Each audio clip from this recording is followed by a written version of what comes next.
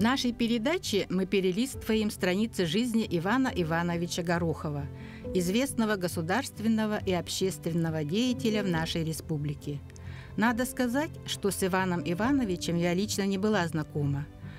Но на задворках своей памяти я всегда знала, что есть такой человек, поскольку я журналист, и положение обязывает знать людей, выходцев с севера, которые внесли вклад в его развитие. Толчком для создания передачи стало 75-летие Ивана Ивановича. За это время им пройден славный жизненный путь, начало которого было далеко не безоблачным. Я родился 29 декабря 1947 года, я подчеркиваю, послевоенные годы, в городе Верхоянске. Но я всегда говорю, на полюсе холод. Вот. Ну, у матери-одиночки Гороховой или девичьей фамилии Слепцовой Екатерины Петровны. Мы вдвоем с матерью жили не очень богато, скажем, мягко. Вот, и она умерла, когда мне было 12 лет. То есть я остался вот один на один, значит. И меня, значит,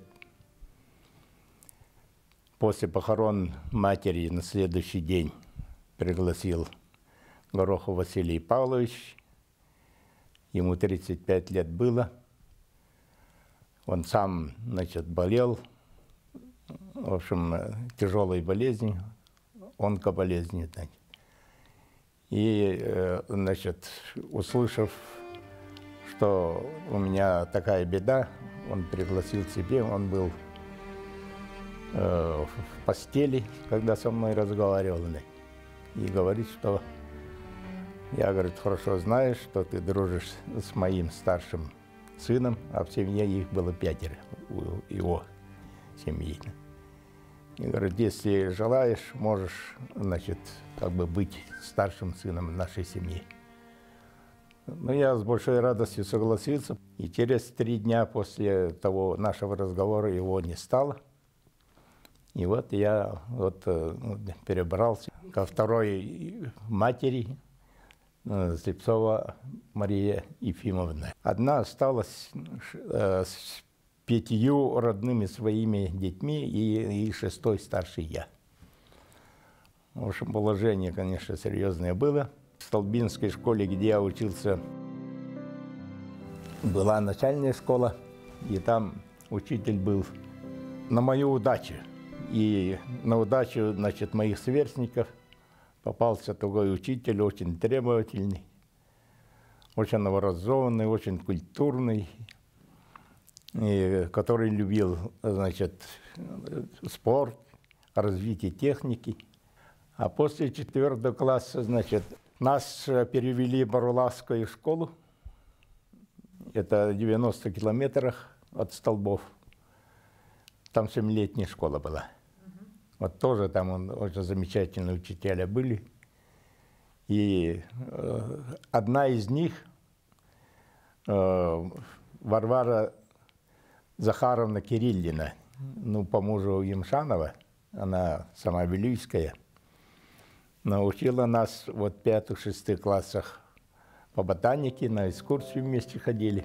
Прекрасный человек, прекрасный учитель. Вот Барлавскую школу я вспомнил в плане трудового обучения. Например, мы в 5-6 классах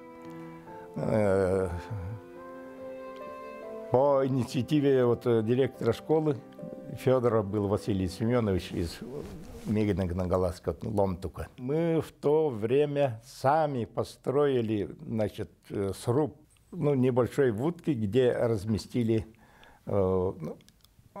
локальную автономную электростанцию. Но мы в интернате жили. И тогда вот 5, 6, 7 классы, значит, тоже построили свинарник и свиней держали. Это мы вот этой продукцией питались там в интернате. Сами себя обеспечивали. Ну, нелегко было. Вот по грязи ходили там, ну, само собой, всякие подходы были-то. И вот один такой момент запомнился на всю жизнь. Вот после каникул в 6 классе, значит, приехали учиться, продолжать, значит, вот в Барласке на слег, село Томтор. И сразу директор за мной закрепил одного малыша, меньше меня, и отправил, значит, за 20 километров в село Токума. Чтобы мы привели бычка, он договорился. Ну, это как бы наше основное питание интернатчиков. Ну вот, пригнали, ну вот еще 20 километров сегодня кого отправишь-то своих, там, 11-12 лет пацан. Вот и, мой помощник да вообще там 9-летний или 10-летний. Пригнали, и вот директор вручает мне топор и говорит, давай забей. Я-то ошарашен, не ожидал, обычно это взрослое дело. А тут он доверил мне, значит, как-то, ну, деваться некуда. Вот я подумал, вот тут проходящих-то мужчин же много, вот почему им не дать топор-то?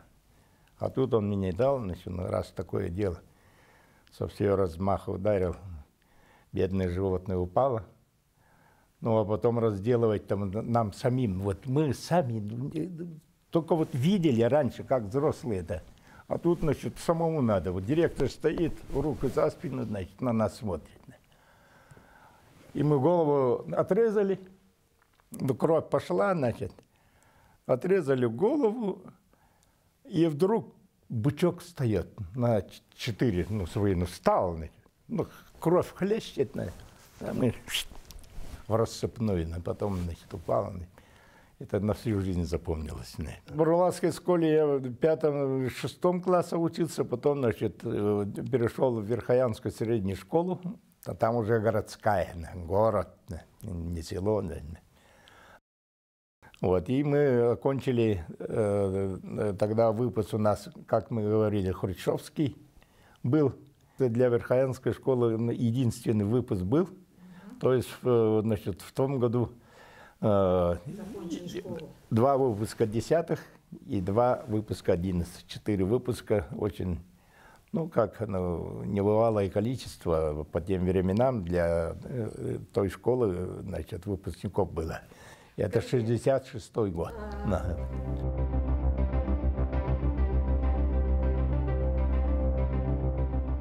Для человека, оказавшегося в сложной жизненной ситуации, нужна опора, стержень, благодаря которому он должен выстоять и не сломаться.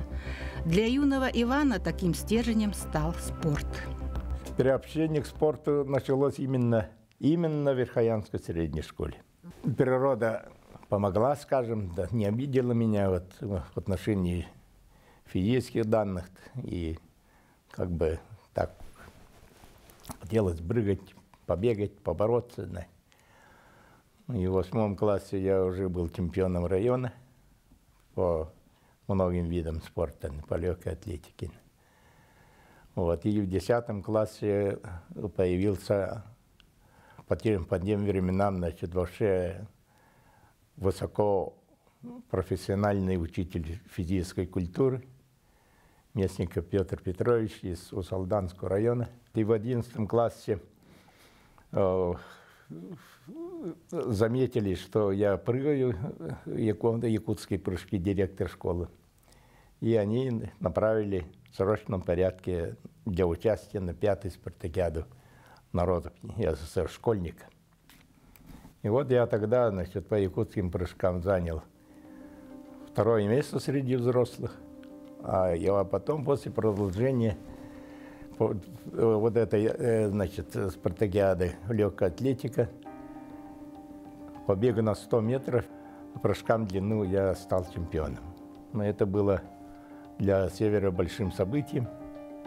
Раньше северяне не славились, вот, тем более школьник стал чемпионом республики по бегу по таким классическим видам на 100 метров и по прыжкам в длину. А до этого, будучи в Верхоянской средней школе, в 7 классе меня отправили в пионерский лагерь «Артек». Вот. Ну, я тогда, естественно, сельский мальчик, плохо говорил на русском и комплексовал здорово в Артеке. Но много там мероприятий было, я как-то сдерживался. В общем, вроде бы русский мальчик и по-русски не говорит. А если вот мои друзья из других улусов, местные ребята по-русски не умеют, то это еще простительно, а тут, как бы... Вот, поэтому, когда сформировали команду очередной спартакиады пионерского лагеря «Артек», то там, значит, не только всесоюзные, не только союзные пионеры принимали участие, вернее, отдыхали, были ребята из всех, значит, стран социалистического лагеря, в том числе и Кубы, и Германии. И вот на этой спартакиаде меня не пустили, сказали, видимо, что неактивный, себя не показывает. Вот. Попросил ребят, которые будут участвовать на этой спартакиаде, значит, они поехали в Гурзуф, рядом город, купить, значит, спортивную обувь, но почему-то не нашли. Вот. И я попросился, значит, личником записать, значит, на эту спартакиаду. Но как-то, почувствовал, что как бы обижает, значит, и вот, в общем, характер такой, оказывается, еще с юных лет был, значит. И я, значит, по 3 видам 60 метров, прыжки в длину и метание мяча, значит, стал чемпионом Артека. Победа эта имела большое значение в жизни Ивана.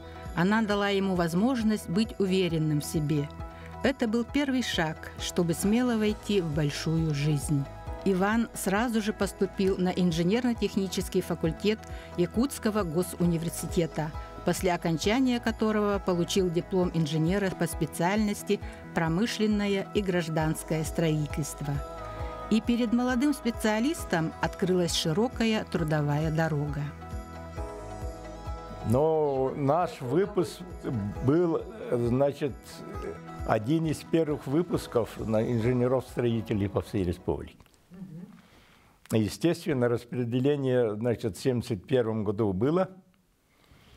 Но я в 5 курсе женился на девушке, значит, из тогда Орджоникидзевского района, первый ЖМКОН, Титабе.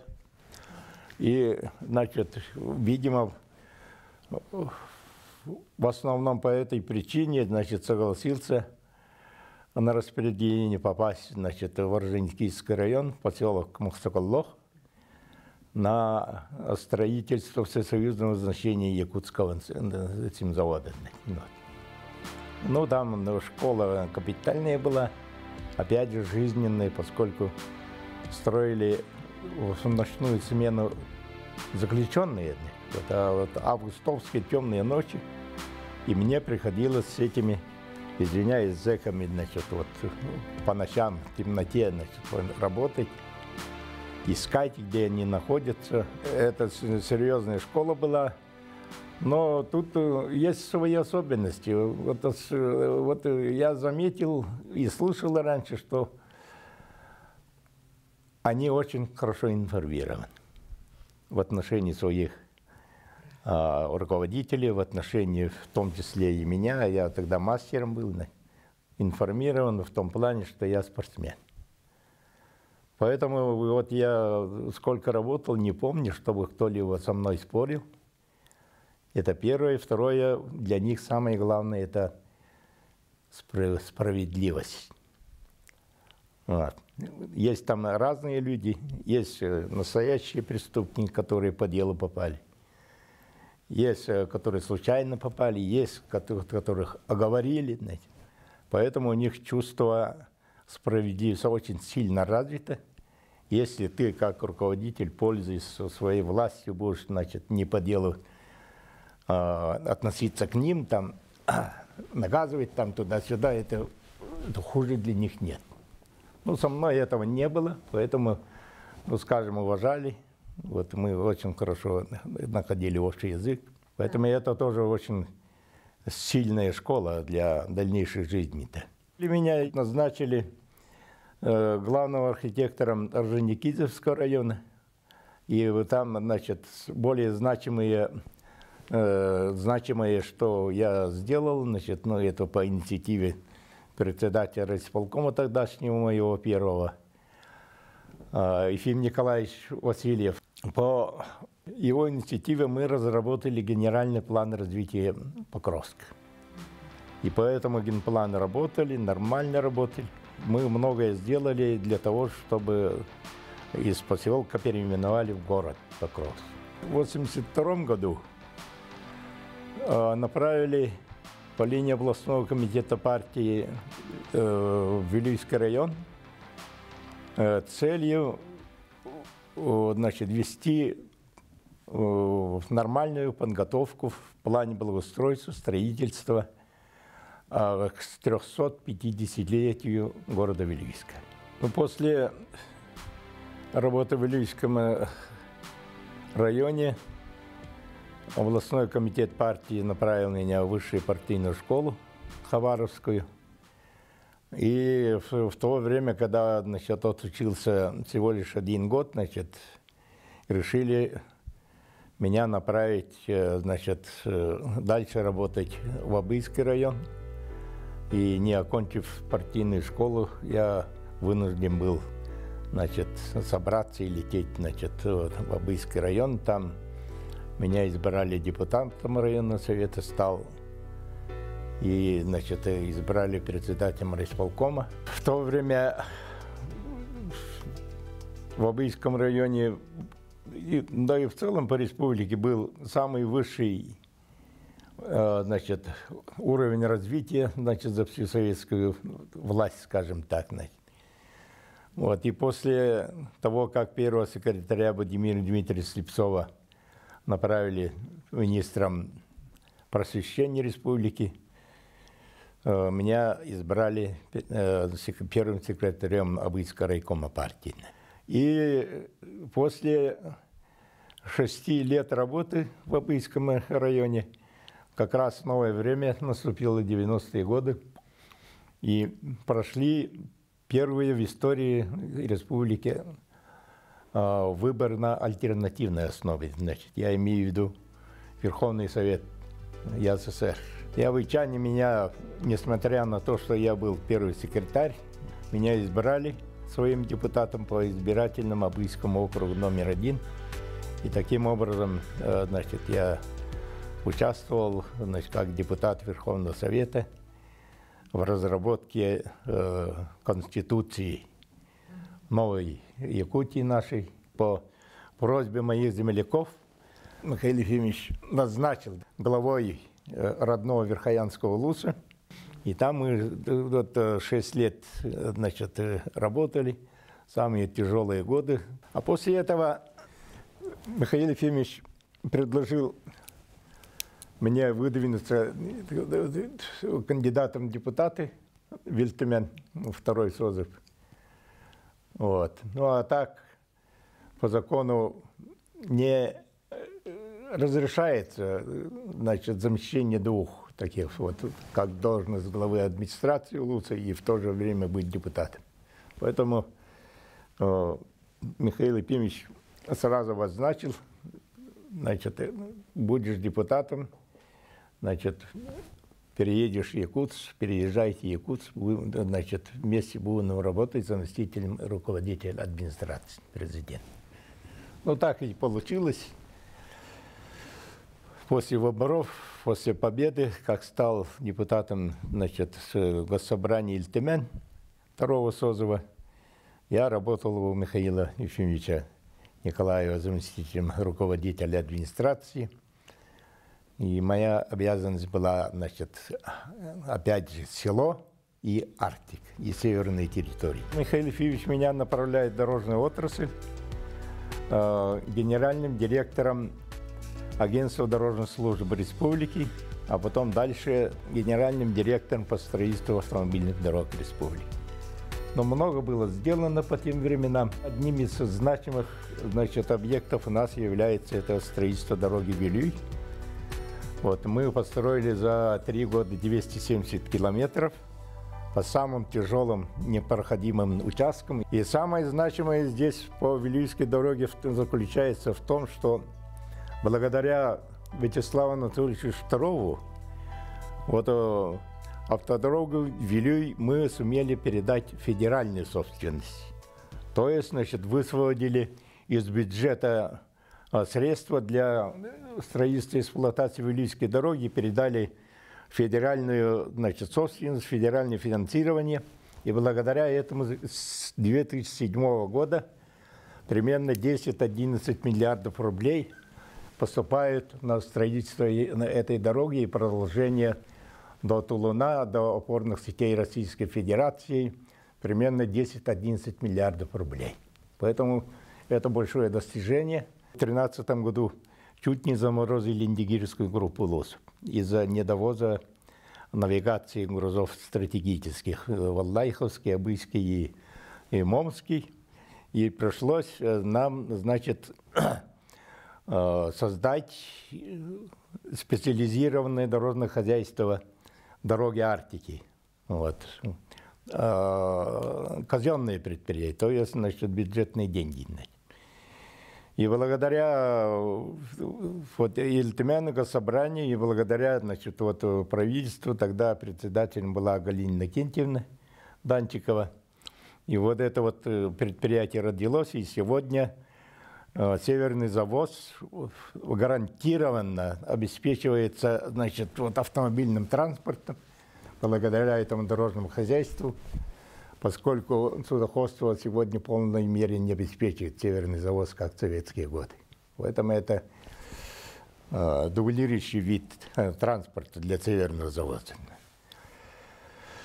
Так, а дальше, в общем, 2013 года, по-моему, да, я был избран, значит, в Общественную палату, и как раз вот как бы по воле судьбы получается, я занимаюсь и Арктикой, я уже говорил вначале, значит, и северными территориями, и еще, значит, плюс, значит, к тому.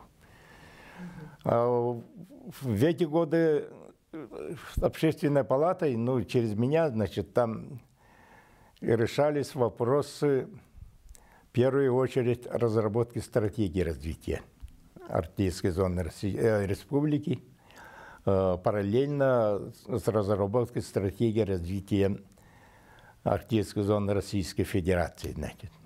Вот мы тогда, в эти годы, 3 года, Марфусала и Августа Дмитриевной имели очень большую работу, проводили. Вот, и в августе 2020 года вот эта стратегия была утверждена. Сегодня, естественно, задача стоит о реализации этой стратегии, значит, претворении в жизнь. Тут предстоит большая работа. Но Общественная палата вот, и мои комитеты в этом плане плотно работают, значит, Государственным собранием Ильтемяна, и с правительством, и с Министерством по делам, значит, Арктики. И эту работу мы, естественно, будем, значит, продолжать. И я очень доволен тем, что вот когда вот недавно в декабре месяце наше руководство, значит, во главе с Айценом Сергеевичем и спикером палаты Еремеевым Алексеем Ильичем были наши вопросы по всем направлениям развития ознакомлены и озвучены Государственной Думой и Советом Федерации, Российской Федерации. И получили, значит, одобрение. У меня вот лежит, значит, постановление. И там как раз вот наши задумки по развитию арктической зоны тоже, значит, включены. И мы рады, что в дальнейшем мы получим поддержку Российской Федерации. Для Ивана Ивановича слова «моя семья, моя крепость» не пустой звук. Действительно, это его крепость. Со своей второй половинкой, Светланой Еремеевной, они живут уже 52 года в счастливом браке. Награждены знаком «Семейная доблесть», занесены в почетную книгу юбилейных свадеб. И с момента свадьбы они никогда не разлучались, всегда были вместе. Мы со Светланой познакомились в университете. Она училась в биологическом факультете, я инженерно-техническом. В общем, были знакомы, оказывается, даже изначально, когда мы были абитуриентами, вот как-то друг другу вот, на расстоянии понравились.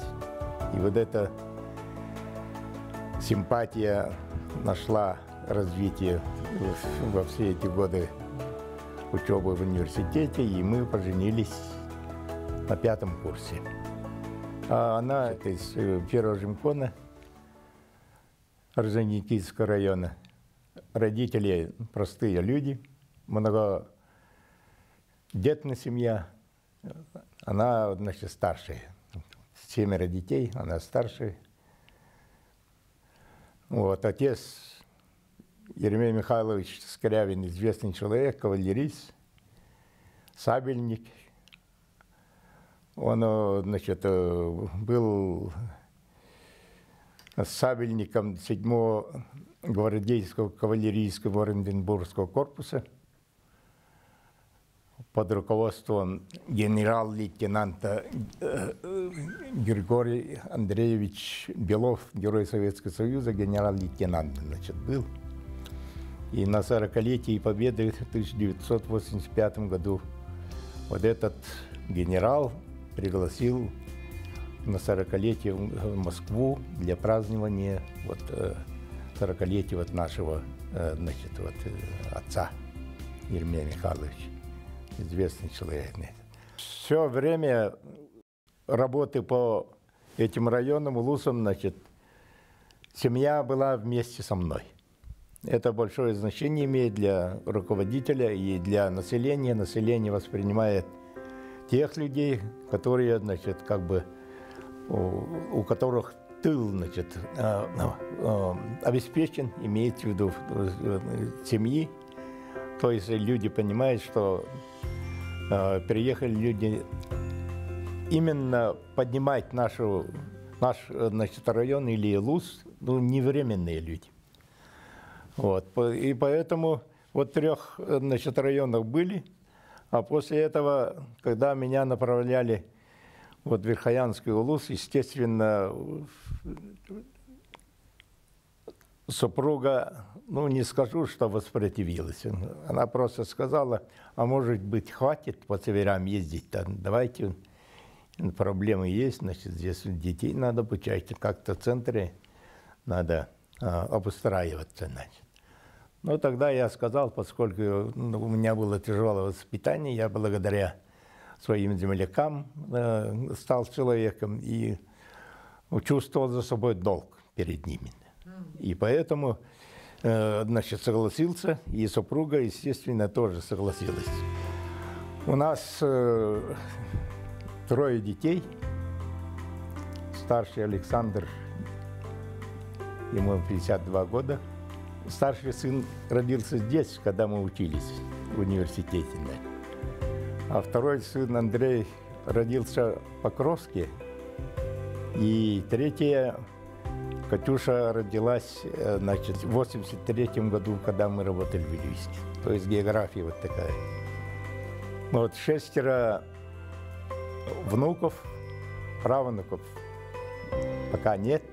Вот. Ну, мы очень рады, что ребята наши и дети, и зять, значит, и внуки работают не в бюджетной сфере, а как раз, значит, вот в сфере производительного труда. Я имею в виду не производство, а именно по тем отраслям, значит, которые направлены на развитие, значит, производства в нашей республике. Поэтому здесь есть тоже что-то такое, чтобы как бы не на готовеньком. Жить, существовать, развиваться. Вот. Собственными силами, да? Да, вот надеяться на себя, значит, на собственные силы. Тем более сегодня вот это направление получает подтверждение жизни. Я говорил уже, что мы наконец понимаем, что необходим труд. Благодаря труду мы можем дальше развиваться. Иван Иванович, как настоящий мужчина, любит охотиться и рыбачить. А поскольку эти занятия связаны с природой, он увлекся фотографированием красивых мест. И фотография стала его любимым занятием, которому он с удовольствием посвящает свое свободное время и с гордостью показывает свои работы.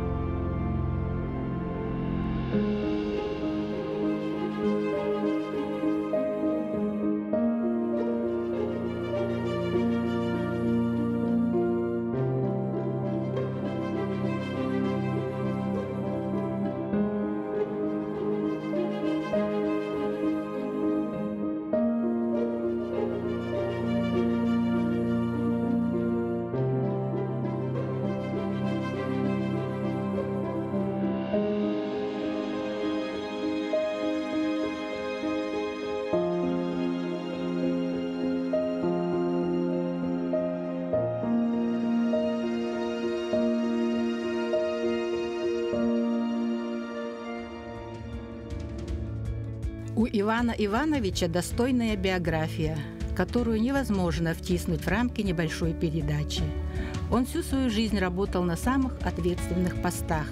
И где бы он ни был, что бы он ни делал, он блестяще справлялся с возложенными на него обязанностями. Ну, я думаю, в общем, прожил счастливую жизнь. Но говорит о том, что